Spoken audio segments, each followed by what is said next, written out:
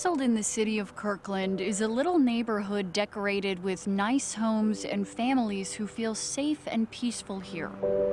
Kingsgate. But it's also a town that may be harboring the secrets of a boy's murder. I think somebody knows something. Somebody knows something. Dick Kress's son Pat was 13 in the spring of 1983. On the morning of April 30th, he woke up at a friend's house. It was the first time he'd slept away from home. When it was time for Pat to go home, his parents asked him to meet them about a mile away at this Safeway grocery store. It was broad daylight when he walked out of his friend's house and vanished. What if? You know, if we'd just got the directions to the Sassville home and gone to pick him up there, things would have been a lot different. For 18 agonizing days, Pat was missing. Family says police thought he was just a runaway, so loved ones were forced to search on their own.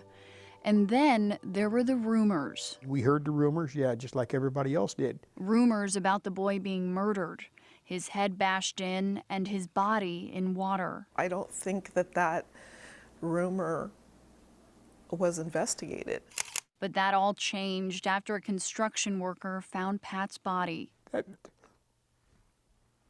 knock on the door to tell Katie that Pat's body had been found, that probably has to be about the hardest. I can still hear my dad's knees hitting the floor when he came home that day, that they had found Pat's body.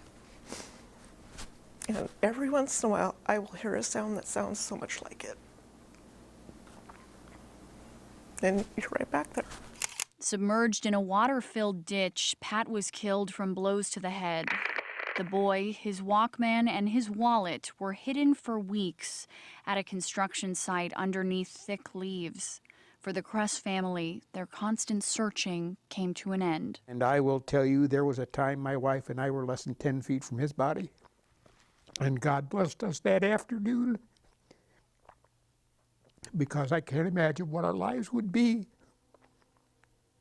if we'd have stumbled onto his body that afternoon. I just can't think about that.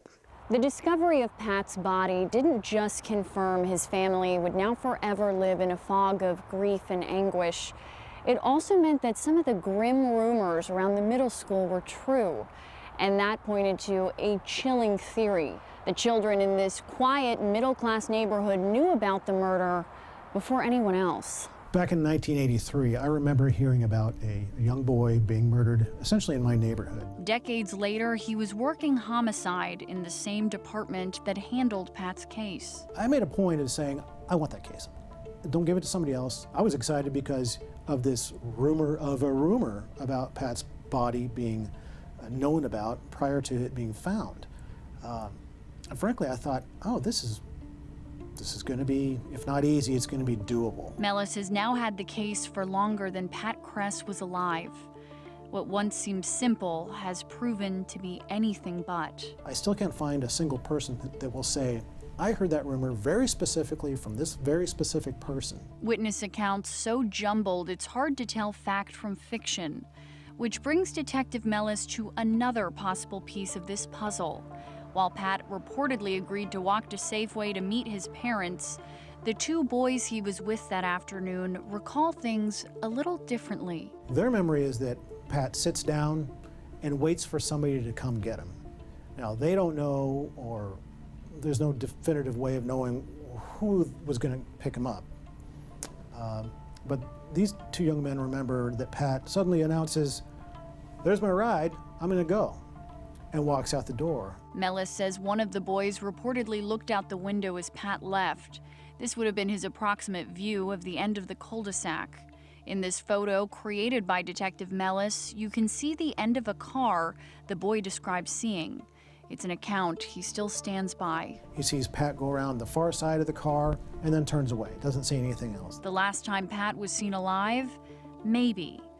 The fact is, someone knows what happened to him. And his father, now 81 years old, needs answers. And even now, 36 years later, it doesn't get any easier.